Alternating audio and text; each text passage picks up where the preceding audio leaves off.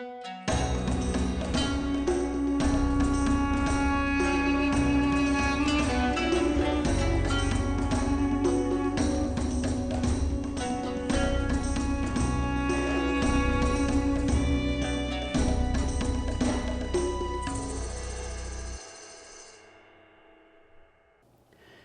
ad break time. I'm proud to announce that the Beyond Solitaire podcast is sponsored by Central Michigan University's Center for Learning Through Games and Simulations. And as usual, they are up to some amazing things.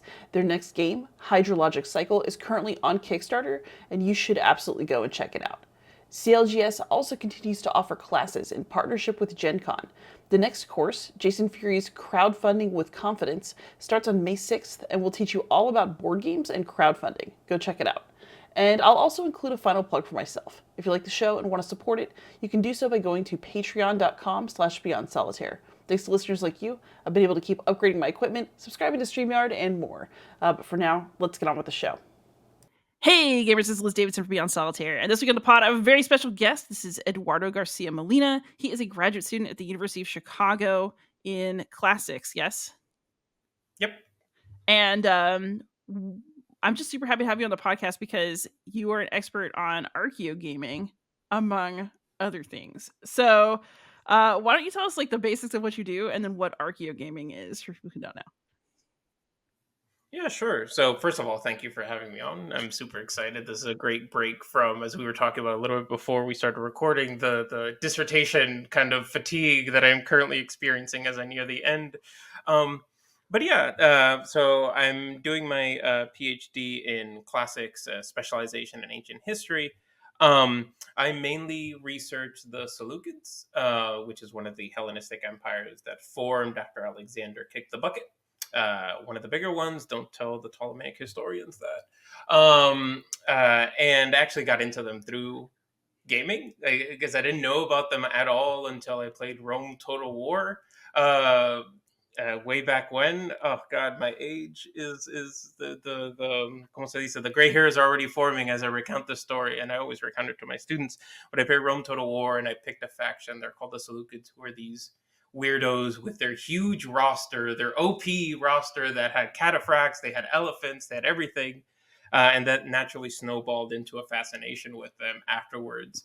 So even in my main research area, I've always carried kind of gaming into it. And then as I kind of developed in graduate school and I started noticing that there's this community of scholars that are incredibly invested in looking at games, not only through like reception one-to-one, but also how game mechanics, how the world itself that are in video games can be examined as an archaeological or through archaeological terms, through archaeological lenses.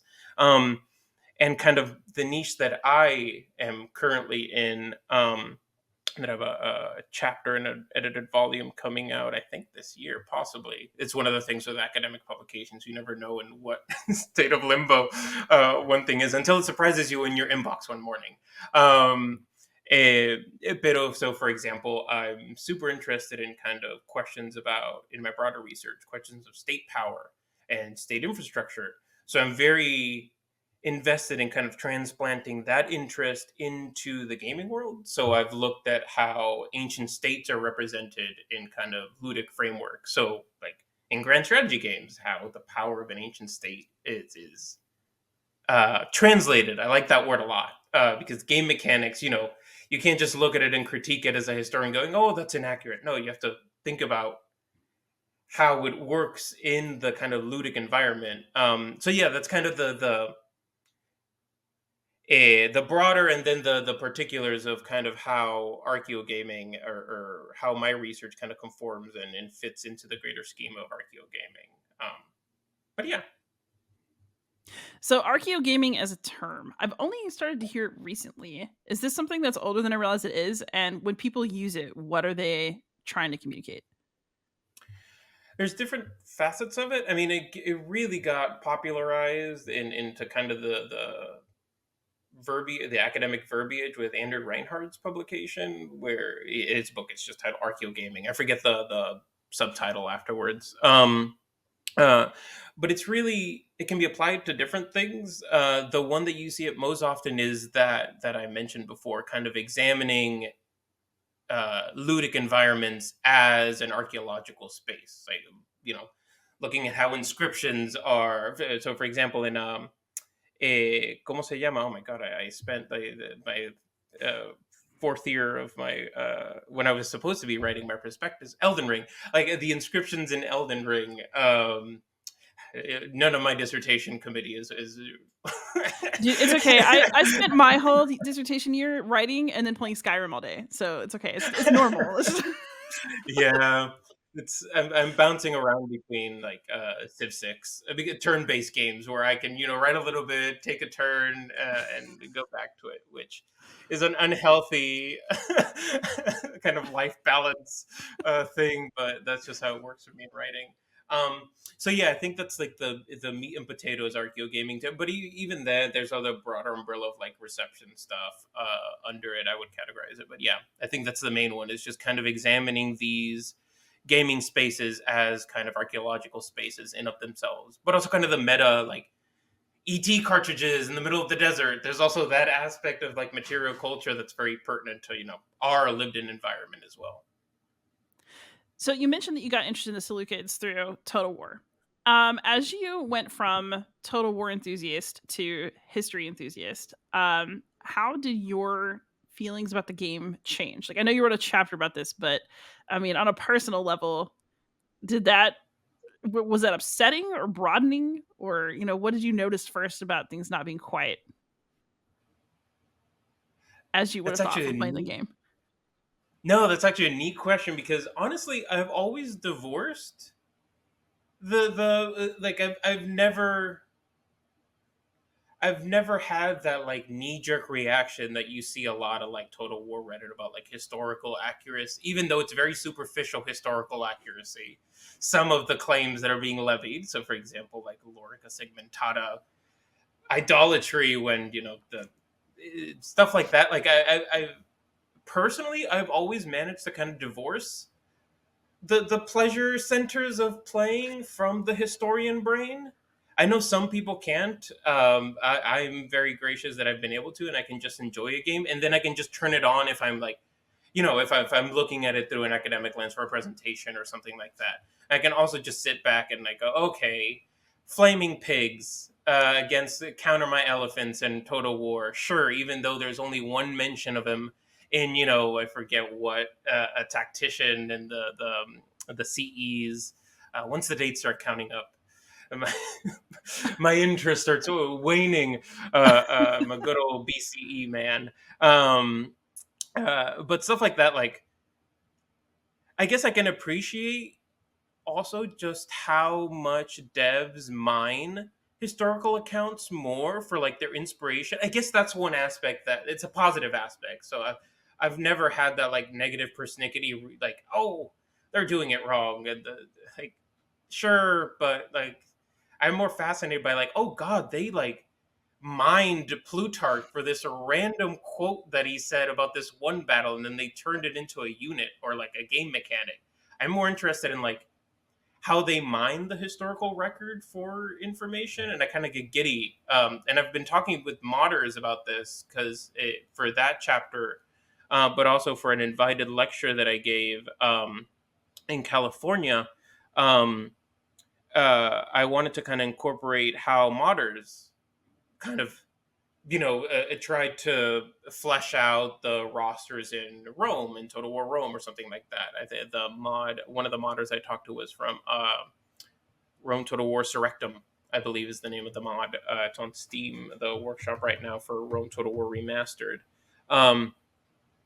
And like they have, like, I forget the number of factions, but it's an insane number of factions that they fleshed out, and a lot of them are mentioned like 3 times in like I don't know why I keep going back to Plutarch, but I don't know. Livy, let's go with Livy.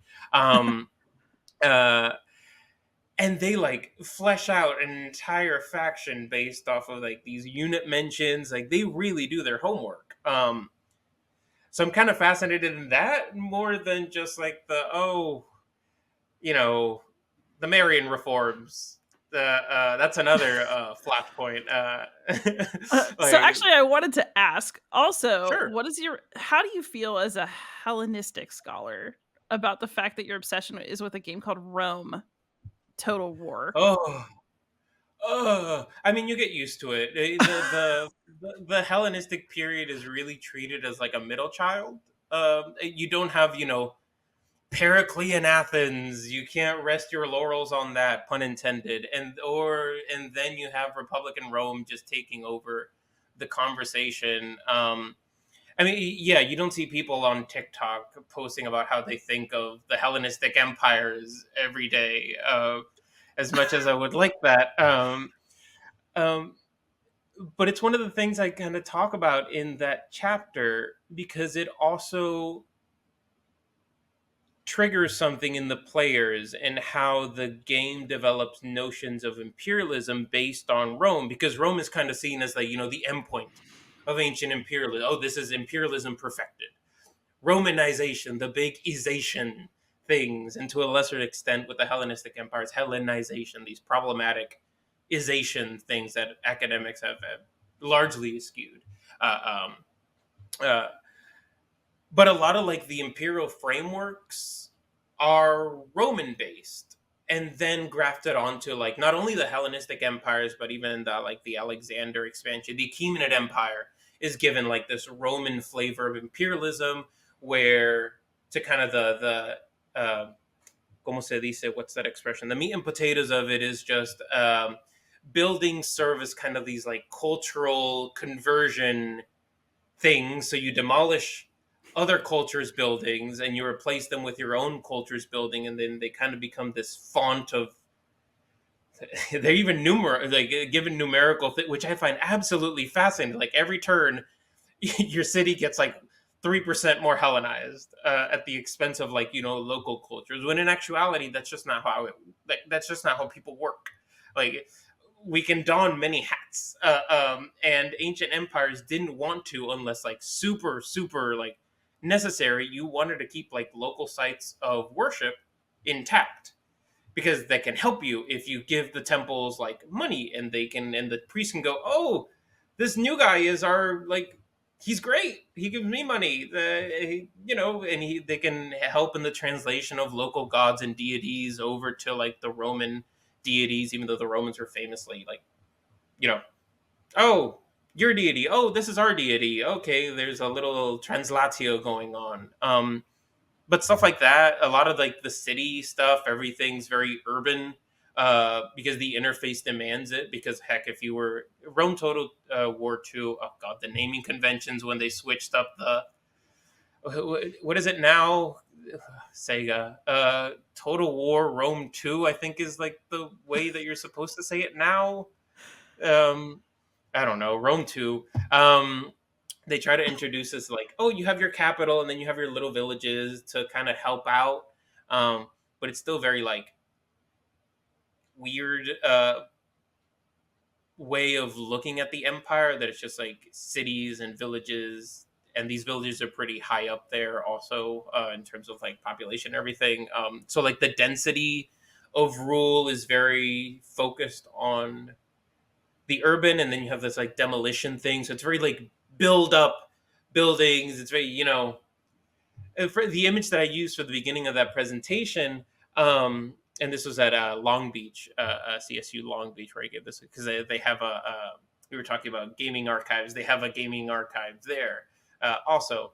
Um, uh, and the image that I used to kind of start off that presentation was an AI generated image of like what a Roman city was, and you just see. I mean, it's like what like the trad accounts on social media think of the Roman Empire, right? It's all columns, all pristine white statues that are self-replicating. Like it's exactly that, and Rome kind of has that same. Rome 2 and Rome 1 kind of have that same like buildings, build, construct, aqueduct, urbanity. This is how empire is done. When ancient empires just didn't work on that Roman mindset.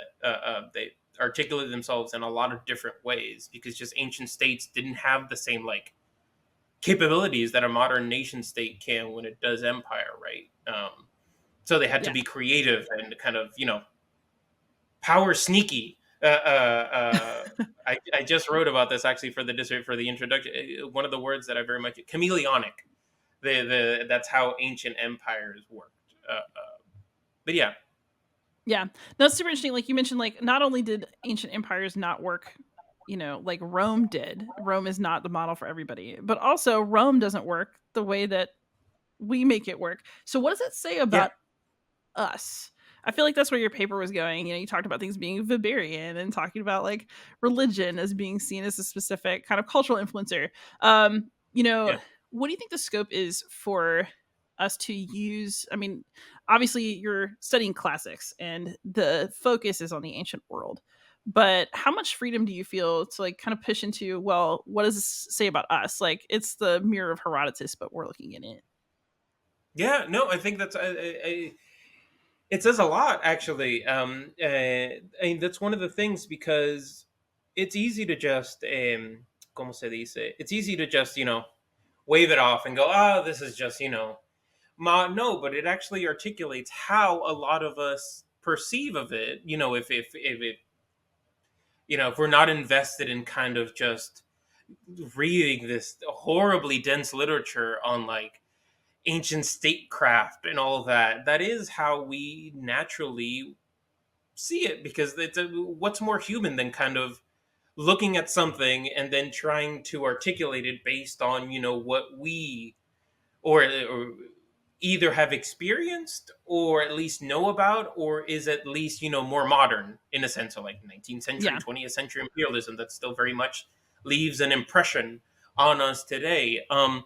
But I think converse, it can be used to great benefit to kind of have, so for example, I introduce this in a lot of the classes that I teach, not only because gaming is it's way more accessible. It's a lot of my students that I've taught in classes like have experience with the ancient world through gaming in one way or another. It's a really good bridge to kind of talk about the problems, not only in historiography, the writing of history, how we look at ancient states and how we kind of these modern systems and then try to jam them into, an ancient framework that just didn't operate on the same function of strong, weak state power. But also it can get us talking about like archaeology, like, because a lot of these things are interrelated. So, for example, this fascination with buildings as like these power generators of culture, it has to do a lot with how like how we treat material culture. Oh, there's a Roman temple here. Ah, the Romanitas must have been up the wazoo. The Romanization must have been, so prevalent, when like people can just walk into a space translated based on their like, that's just not how culture and like and identity works. We're much more malleable, all of us, and the ancients were no less, in that regard. So like it can get us talking about some like actual problems with the field and how we treat things like buildings. Heck, how we even view the ancient world, because I talked about the kind of top-down perspective in that article in video games, right? And especially in grand strategy games, you have a top-down perspective. You just see like cities, maybe you see some villages, but it's basically just like these islands of urbanity, and then like these little constellation of villages every once in a while. Then after that, it's just like they may throw in a resource to kind of make the map a little bit, more interesting visually. Um, but that also reflects how very often in the archaeological record, because of the nature of excavations, right? We can't excavate everywhere. Area surveys help with this regard a little bit to try to get at more village life and rurality, as opposed to urbanity. But even then, like we're kind of we're largely left blind to kind of what is occurring out there, away from the centers where we excavate, and these are more often cities, just because resources invested into. There's a lot of the ¿cómo se dice? The infrastructure behind archaeology and archaeological expeditions. There's a lot to be said there. But again, these games can introduce us to kind of these like heavier conversations. I say this as my cats decide which one's going to the window I'm behind me enjoying in the the show. It's all good. camera. But yeah.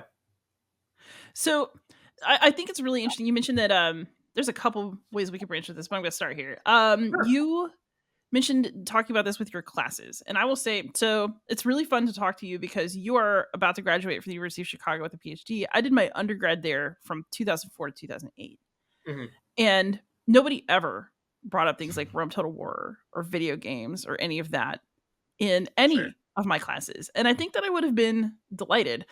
I feel like academia is kind of changing to become more open to stuff like this. Yeah. But as somebody who's just got on the job market, you're like doing the professional launch now. What role do you feel comfortable allowing Archaeogaming to play in your scholarship, and how is it being treated? Like you and I share some of the same professors. Yeah.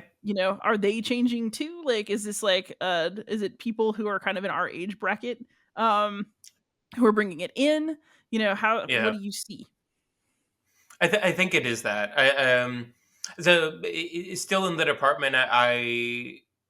One of the second years and first years is into it, into archaeogaming and looking at these kind of topics through that lens. But in terms of like the department overall, I think I'm usually the outlier, um, and it's one of the things because when you start teaching and you don't even have to like.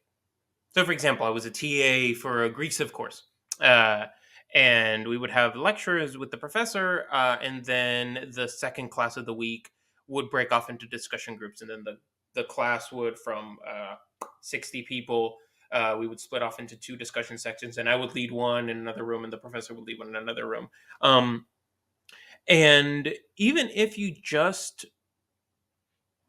put in your slides as you're having these discussions, like a background image from Rome Total War or something like that, you will have a student afterwards like stop you as you're exiting the room, and you have all your graded papers and you're hating life and hating the paperwork aspect of it after a wonderful discussion.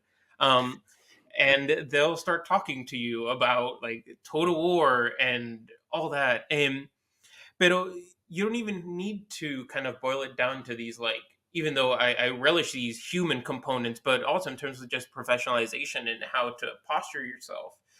For example, the department that I'm joining at Urbana-Champaign, the classics department there has a really strong reception component. A lot of the professors there do reception, and naturally I fit in very well into that kind of dynamic.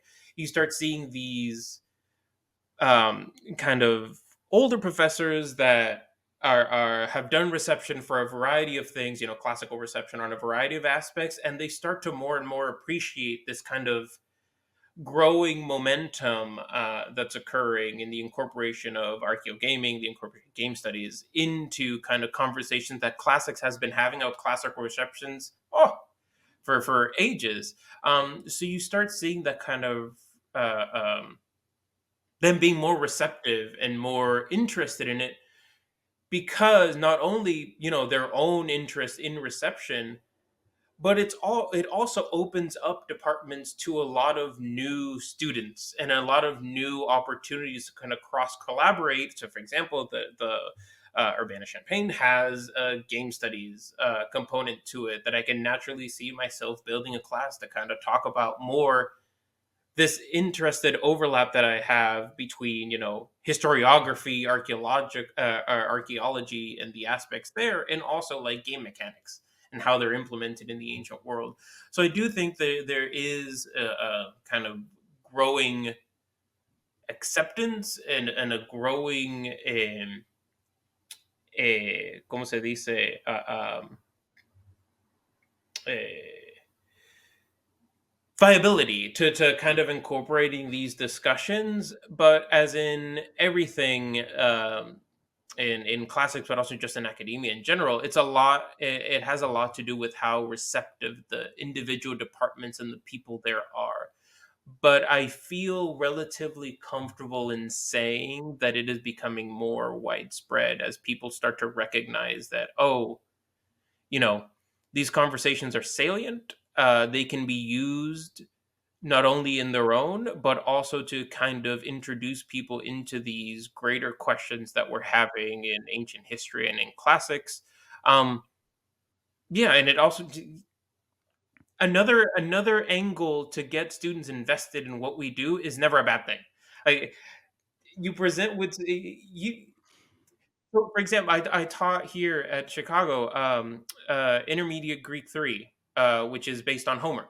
And I did it. We read through book 6, and in ancient Greek. I led them through Homeric Greek. We did it every week, and then the last class of that week was dedicated to not only the Greek, but also looking at a translation of the passage that we spent the week reading in the ancient Greek to see how, translators handle these words. And for one week, I gave them the option of either reading the Iliad comic book, uh, or they could watch a video, because that's one of the things about archaeogaming. That's one of the problems in how to incorporate into the classroom is you never want to uh, presume that everyone has ready access, even more than academic books. You do not want to presume that everyone has the funds and the ready access. So this is another kind of, not a negative, but a thing you must consider is like, do you have a game lab? Does your university have a game lab? Like, what are the resources that your university can use for you? Do you have to bring in your own resources? Um, so stuff like that. Never ever uh, think that students have ready access to this kind of material. So I gave them a video that kind of broke down Troy Total War.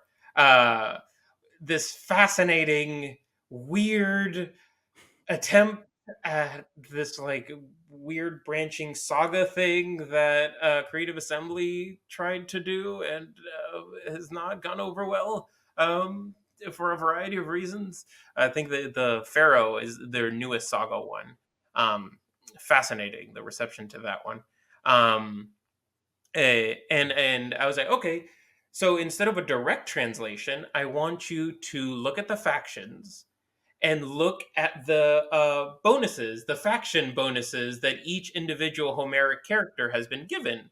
Odysseus has like the stealth, like it encourages stealth because tricky Odysseus, or complicated Odysseus, a very famous recent translation. Online was a buzz over the fact that Odysseus can be called complicated. Oh, how dare you call him complicated? It's Even complicated. though, yeah, even though the Greek reflects that.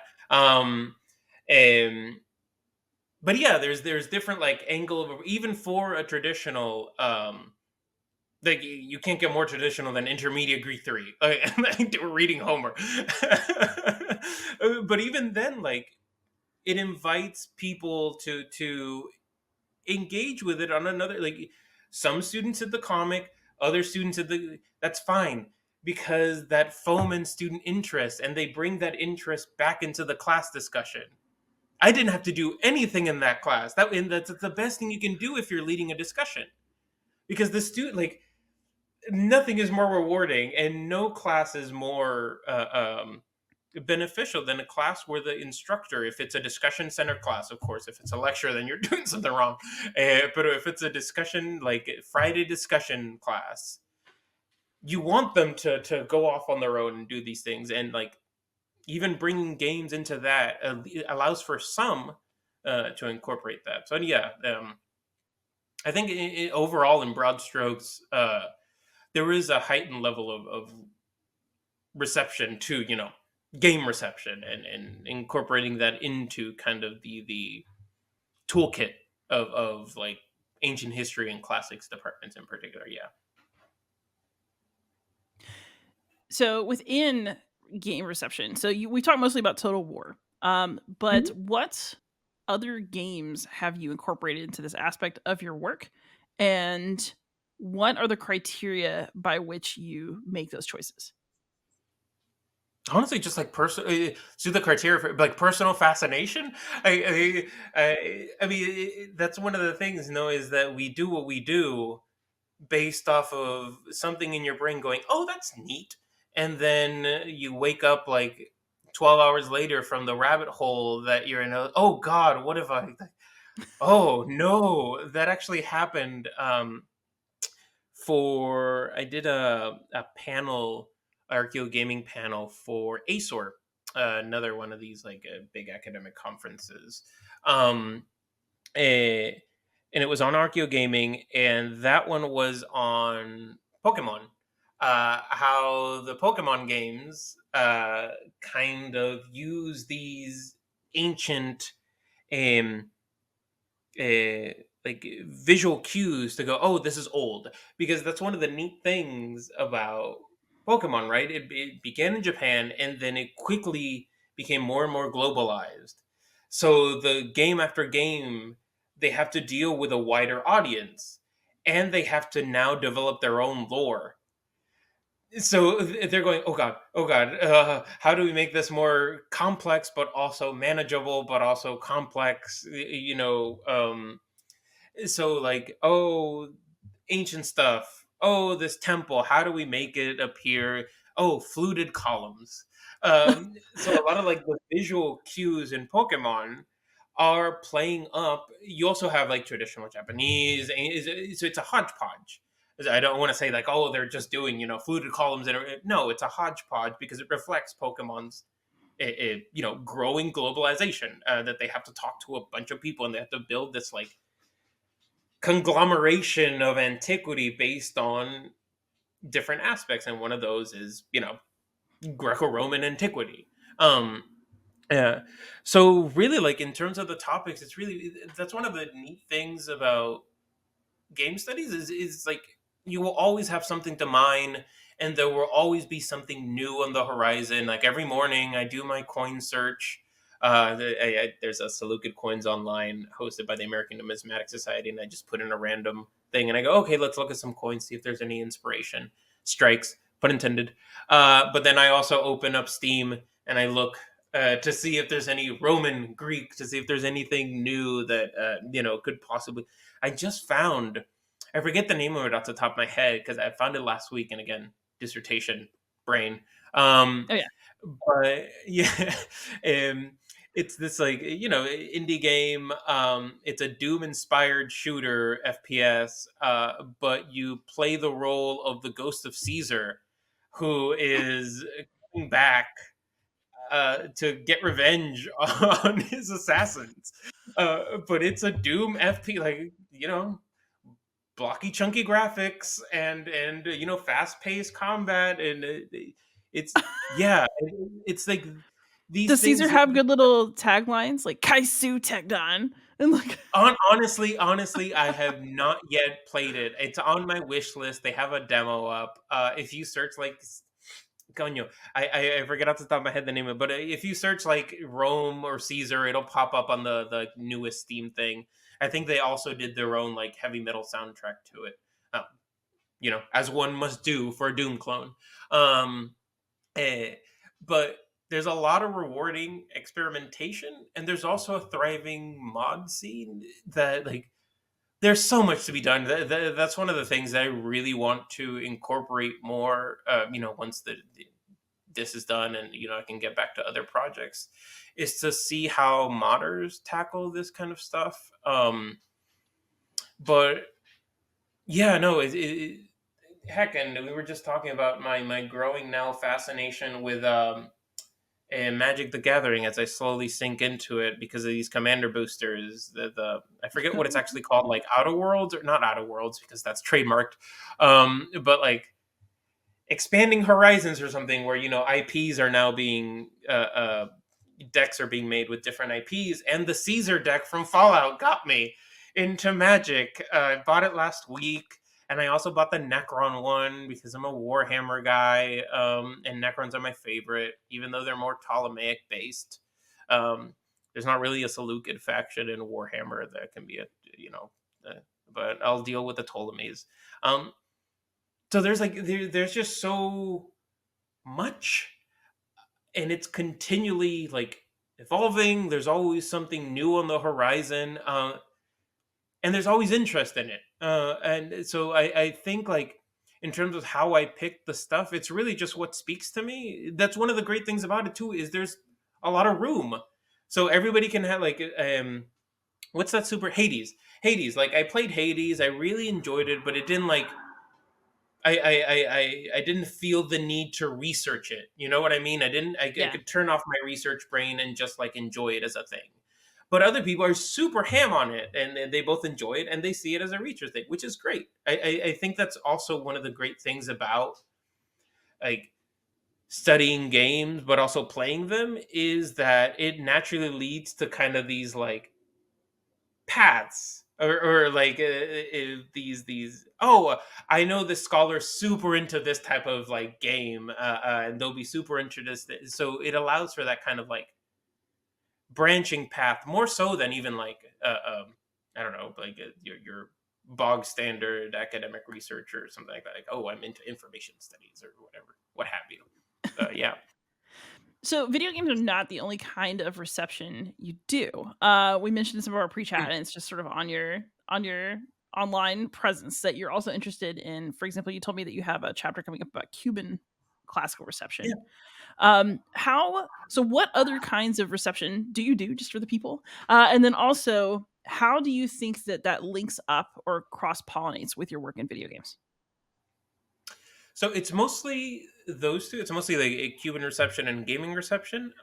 Both of them are informed, by my growth as a human being. Like, I'm from Puerto Rico.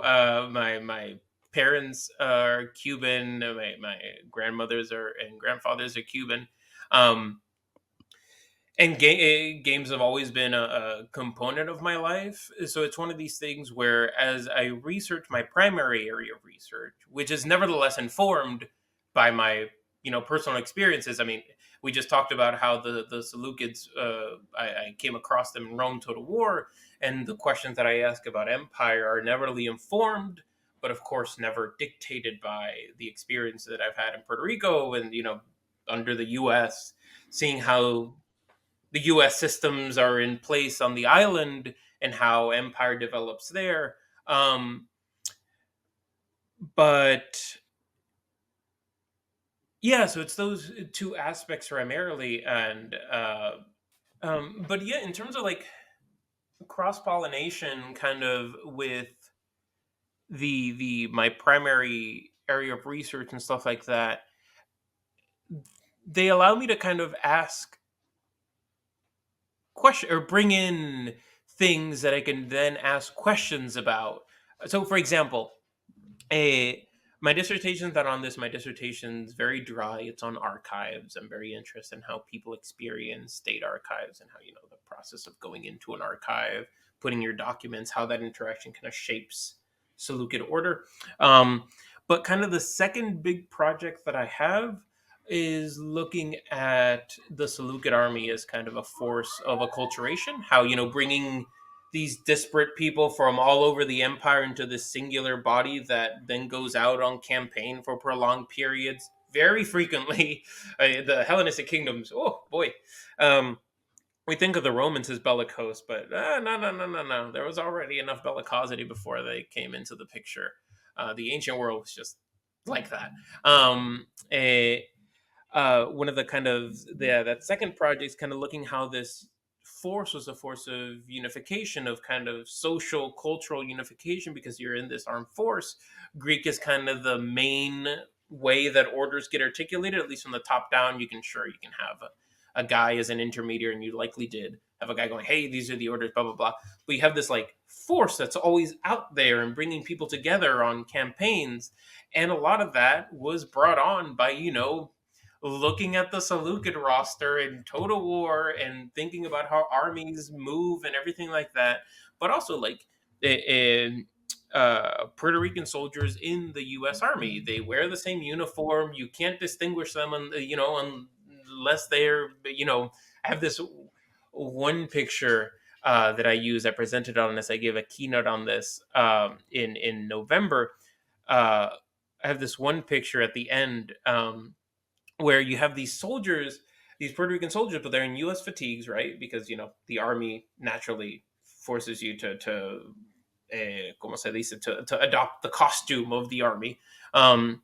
Antiquity less so, but still.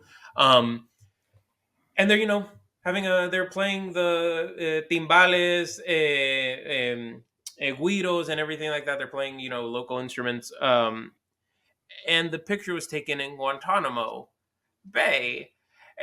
So it's like, you join this thing, you can be part of kind of the Imperial project. And so it's like, it's all these things. I think as much as my study of antiquity informs the questions that I ask about in the gaming studies, the opposite is also true. That a lot of the questions, or at least kind of the things that I pick up as I play, naturally, you kind of let them stew, and you start going. It's one of those like long shower thinks where the water's too hot, you're probably burning yourself, but you're like thinking about this idea.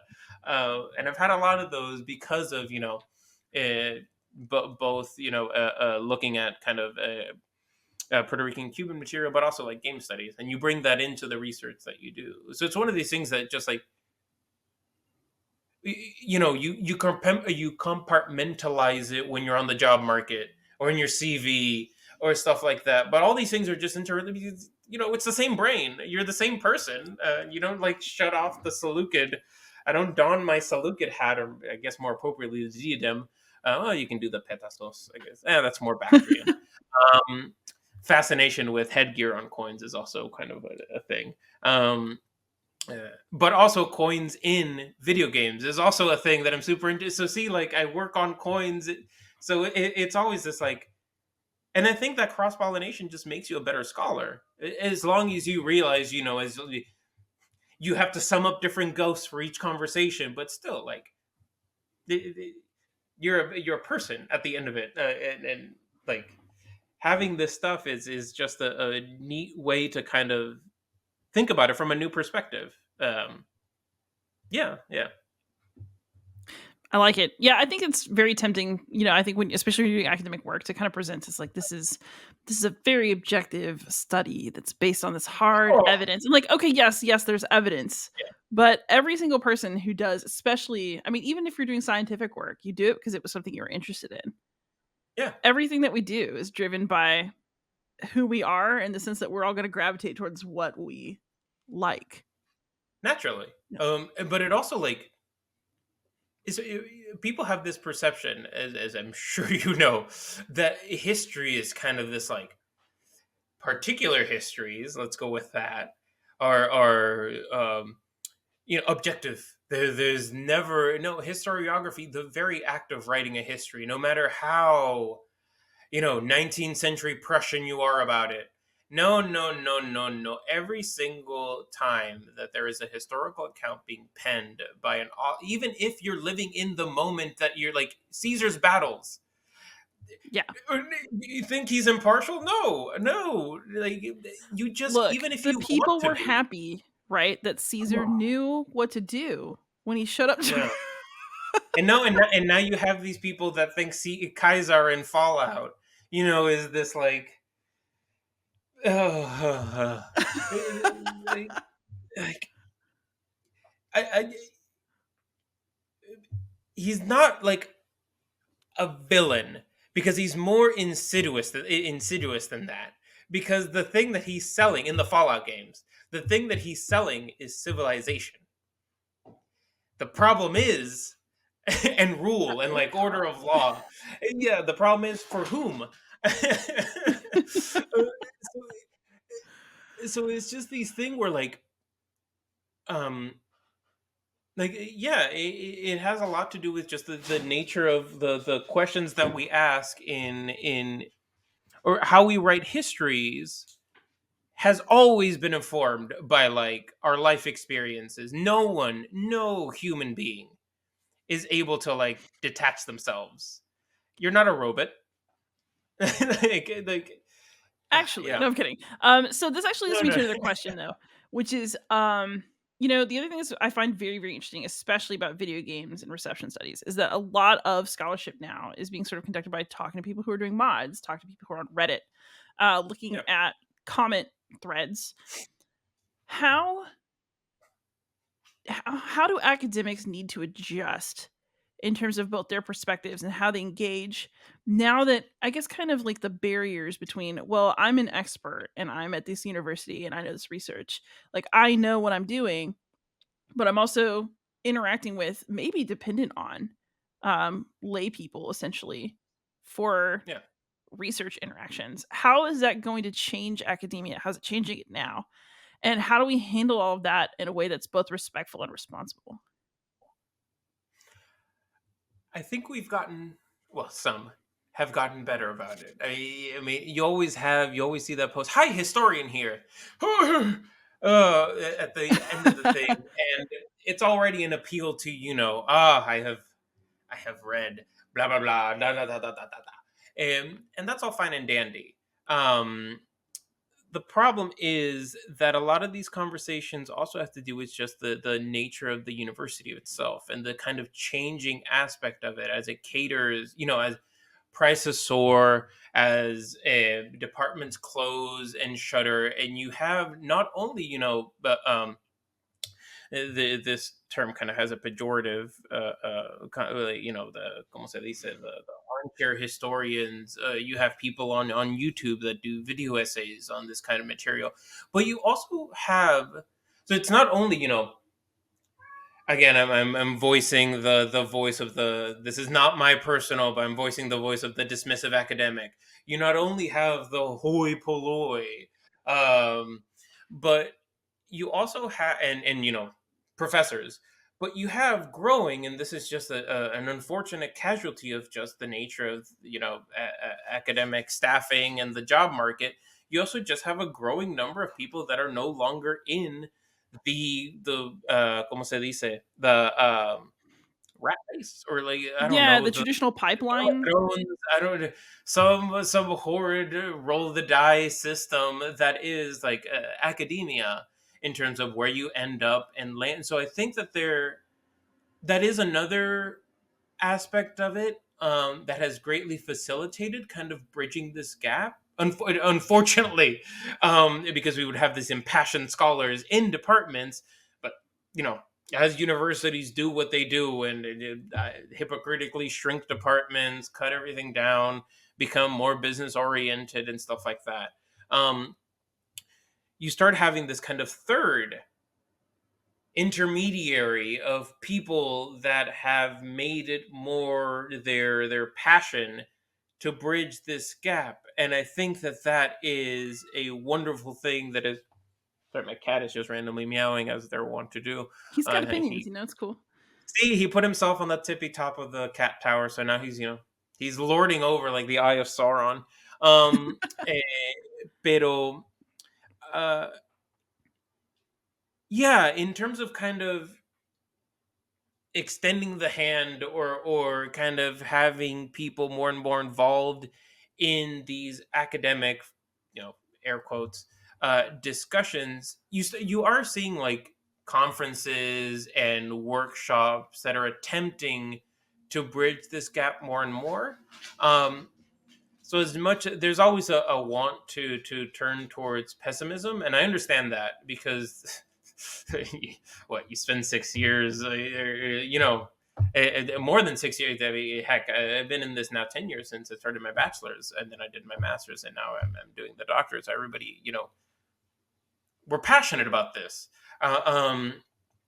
You have to be, because yeah, you have to be, to subject yourself to this. So there's always this like knee jerk of, oh, people haven't been doing this for 10 years, so who are they to say, who are they to make this horribly informed video essay on this war, or something like that. There are dark sides to it, like some of these channels, like on YouTube and stuff, they get like Oh yeah, we're graduate in like students, fake news, they creepy pay them world. well. Uh-huh. Yeah, so I've been seeing what they're doing, and like, Are they paying their grad students that they're having write their scripts for them well? Like, are they? Because academia is exploitative already. Oh yeah, We don't absolutely. need our graduate students then like a big YouTuber going, "Hey, write the script for me," and then not paying them. So, but there's always that also. But I do think in a kind of positive way, again, in the background of just like the university system is not crumbling, eh, depending on who you talk to, crumbling or reorganizing itself into something more horrid. Um, but like that also opens the room for more of this talking, back and forth talking, and like this kind of dismissal of the ivory tower for what it is. And again, a lot of that has to do with generation gaps also. We were talking about Yeah. that when we started talking about like Archaeogaming, gaming study. A lot of that just has to do with generation gaps also.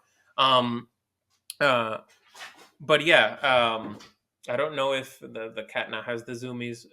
So I don't know if I got to everything there. Yeah. No, I was asked because I have plenty of like internal conflict about it myself Mm. because on the one hand, I put the work in. I'm a Latin Yeah. teacher.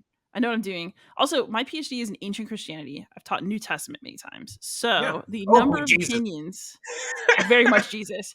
So like the Fantastic. number of opinions that people have about what my work, right, that I consider to be highly Yeah. uninformed is high. Yeah. And figuring out how to balance between respect for other people, commitment Yeah. to what I see as the truth, the fact that sometimes you do have to put some work in to have, what I mean, it's a really really Yeah. tough spectrum, and I feel like it's getting harder because we also now live in an era of like, well, I did my research, and that means that I googled something. But Yeah. at the Yeah. same time, our perspectives are not the be all end all just because we researched it. There are Yeah. plenty of people who come from anywhere who could have. I mean, it's like the classic Goodwill Hunting, like go to the library. Yeah. What book do um, you get in the library then? Like, because that informs. Yeah, no, you're absolutely right. There is no.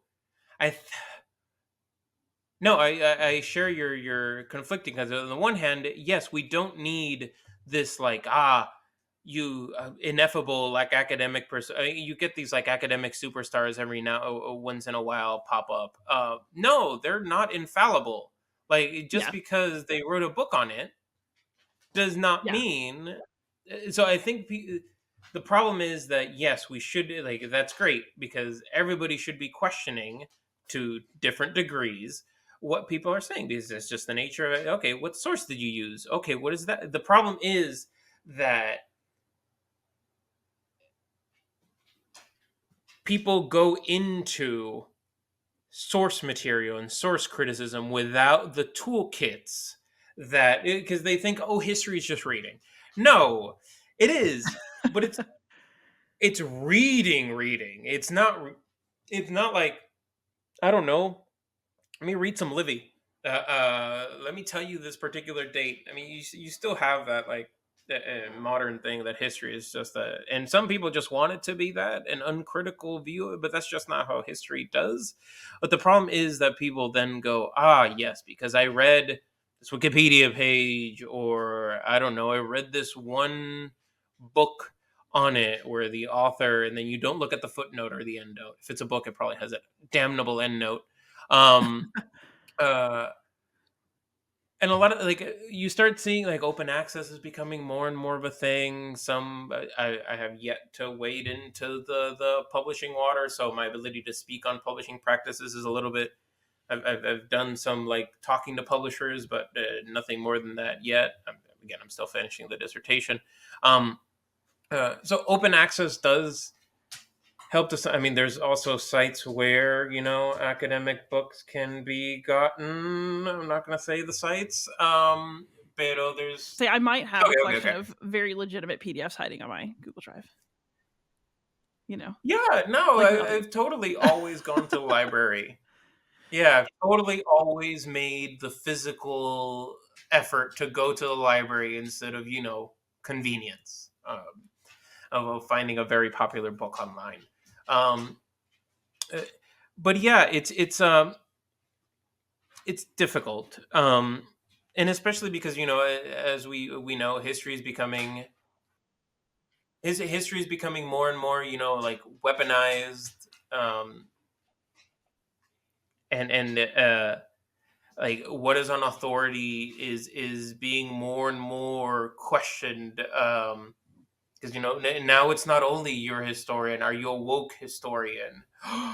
Or as if no historian ever has.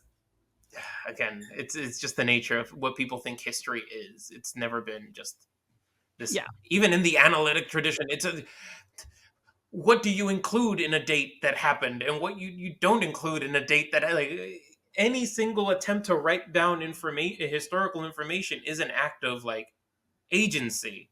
Like, Yes. there's never You exercise your impartialness to it. judgment in some way. Like, Exactamente. Even on a subconscious level, even if you don't mean it. And that's one of the things that I think gets lost in this translation from popular history or what have you. If you watch a YouTube video essay on I don't know, the Peloponnesian War or something like that, how are they framing it? In video essays, it's even more interesting. What images are they using? Because now you don't only have the information, you don't only have someone speaking to you, but you have a kind of visual thing that goes with the audio. So how is that interplaying with there's a lot of different. It's great that we have these sources on YouTube and people are producing this content. However, it is for YouTube. They become like these, like, mills for production of these things because there is actual finances involved in their production. Like, as much as we, like, question the History Channel and their dubious amount of content, YouTube historians are no less at fault in what they decide to talk about, what they don't decide to talk about, how they decide to talk about it. It's still a thing. Like, so yeah, yeah. it's great that we're having this, like, it's complicated because it is, because that's just the nature of, like, historical conversations. And the meat and potatoes problem is that the appeal to authority of the academic must yield to the fact that what we do is naturally, ¿cómo se dice? It's still our own production of it. So what we offer to the table is that we know kind of the nuts and bolts of how the I'm so bad with these American expressions, how the thing gets made, how the Oh, how the soup gets sausage is made, made. Eso mismo, coño.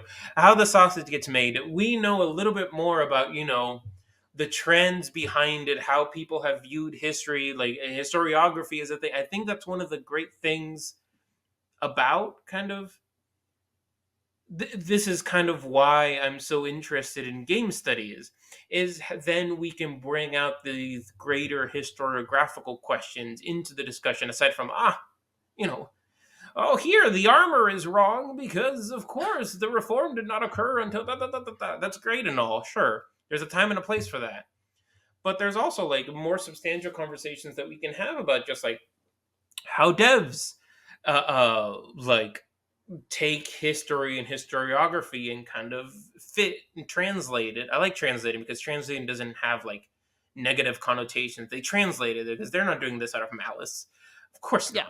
not. But they translate it into kind of, again, a gaming framework and stuff like that. So yeah, it's complicated, it's messy, and it's only going to get, I think, messier because a lot of it has to do with the culture that we're in, the woke wars part 2, part 3. I don't know what we're in right now. And then the universities are crumbling.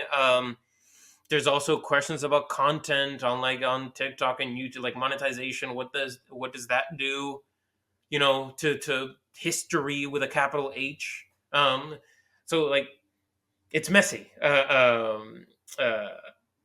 but I think overall, I mean, aside from the fact that universities are crumbling and everything, I think that the fact that the social media and everything has made these conversations at least more. There's always bad faith actors. There's always going to be. There's them in academia. There's always going to be. But I think having more people in the conversation is never a bad thing.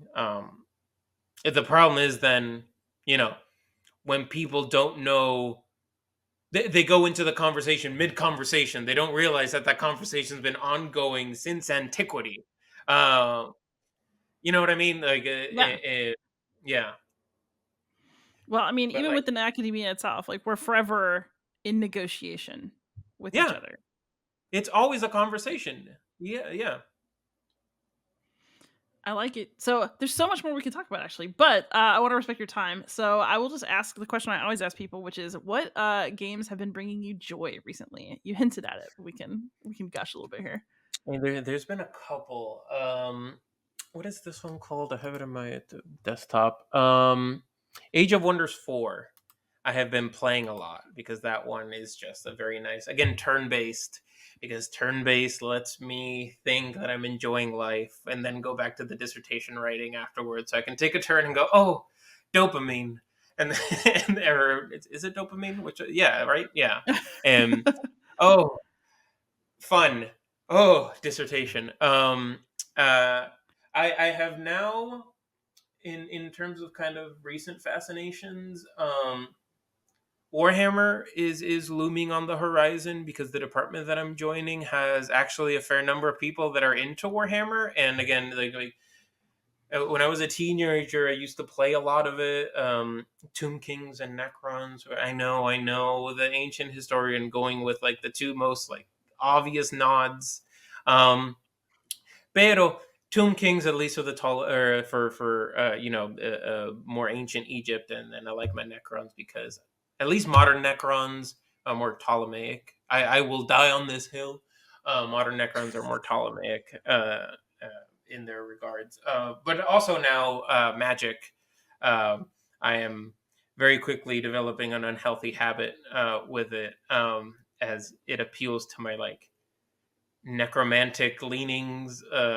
I just like ever since I was a kid, I really like undead stuff like spooky skeletons and all that. And black is spooky skeleton color, so I very much enjoyed that.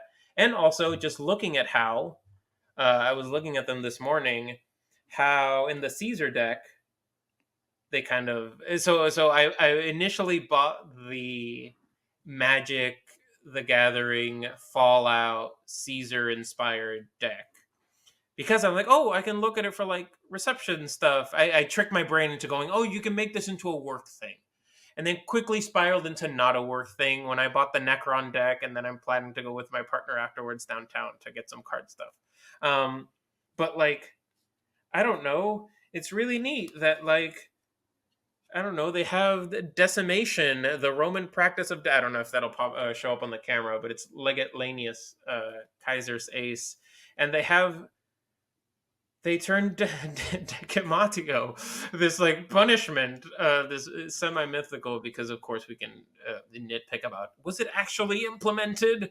Because a lot of Roman historians like to go like, oh, you remember when the army was so good and so like well ordered? We still do this today with like the U.S. Army. You still have these silly conversations about like, oh, Those were real has the soldiers. Roman army gone woke? Back in my day, the Romans did this exact same thing. There's always an nostalgic appeal to the past, and the past is always like everybody was mean and like farmers, and everybody was like more severe because they lived a more austere lifestyle than our decadent ways now. And Yeah. decamatio, one Nobody every wants to one work every anymore. yeah one every 10 kicked the bucket. They pummeled the heck out of him, and then they turned it into a Magic the Gathering game mechanic. When Legate Lanius enters the battlefield, each opponent sacrifices the 10th of the creatures they control, rounded up. Never expected that in my life, that I would see that, but it's super damn neat. So that's my current. I'm now super into Magic, and then eventually I will. I already have my Ptolemy inspired Tomb King's army, because now Warhammer's going back to the old world. Now they did that old world thing. So I'm very much looking forward to starting back my Ptolemaic inspired Tomb Kings.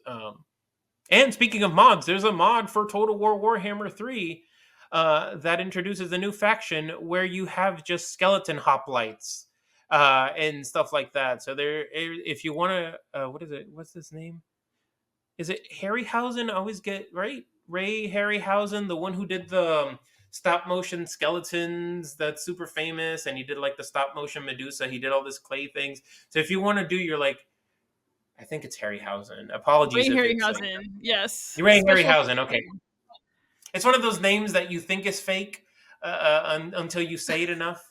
But if you want to like go back to your Jason and the Argonauts stop motion skeletons with the hoplite shields and the little things, download that mod. I feel like a Forgotten King or something. I forget who's the modder. Again, another instance where modding is great.